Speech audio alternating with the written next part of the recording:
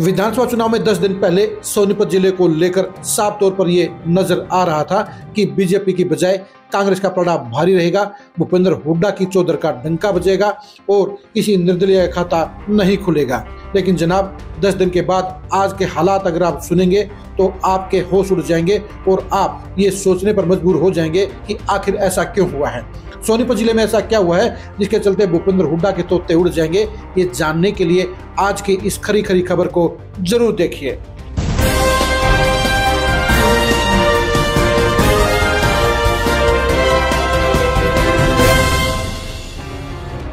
लोकसभा चुनाव में कांग्रेस की जीत के बाद ये लग रहा था कि विधानसभा चुनाव में भी वो कहानी दोहराई जाएगी, लेकिन टिकटों के बंटवारे के बाद हालात बदल गए हैं। क्या आप ये सोच सकते हैं कि सोनीपत जिले की किसी सीट के ऊपर कांग्रेस नंबर 3 पर लुढ़क सकती है?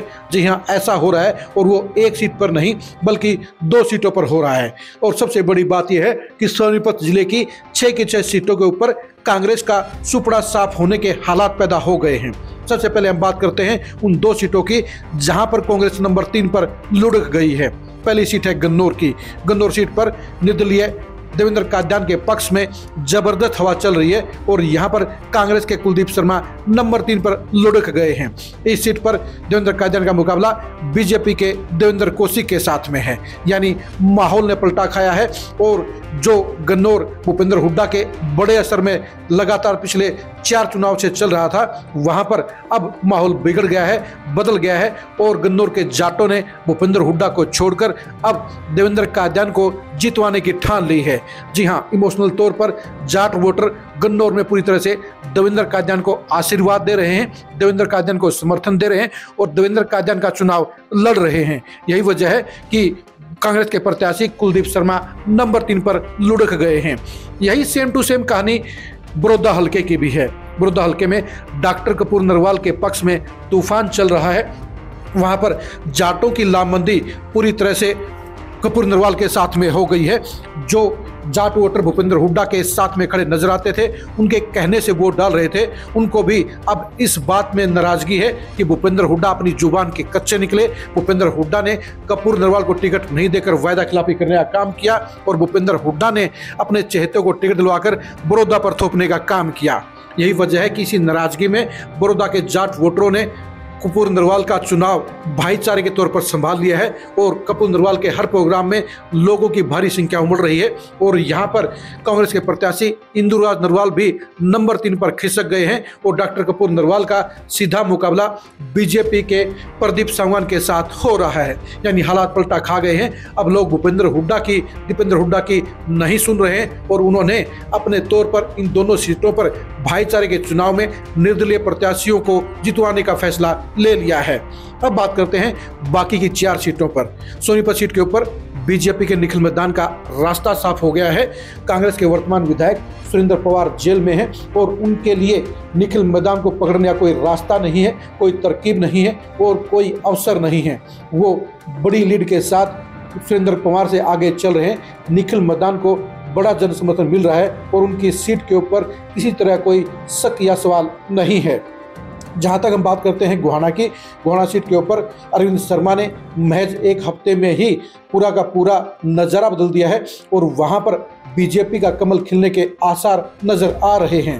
कांग्रेस ने जगबीर मलिक को टिकट देकर बड़ी गलती की, क्योंकि उनके खिलाफ खुद कांग्रेस के नेताओं में ही, खुद कांग्रेस के वर्करों में ही बड़ी नाराजगी थी। लेकिन भूपेंद्र हुड्डा ने अपनी गारंटी पर जगबीर मलिक को टिकट देने का रिस्क लिया और वो रिस्क उनको भारी पड़ रहा है। और यहाँ पर अरविंद शर्मा को बैठे बैठाए वोट भी मिल रहे हैं, सपोर्ट भी मिल रहे हैं और नोट भी मिल रहे हैं। अब बात करते हैं राय की।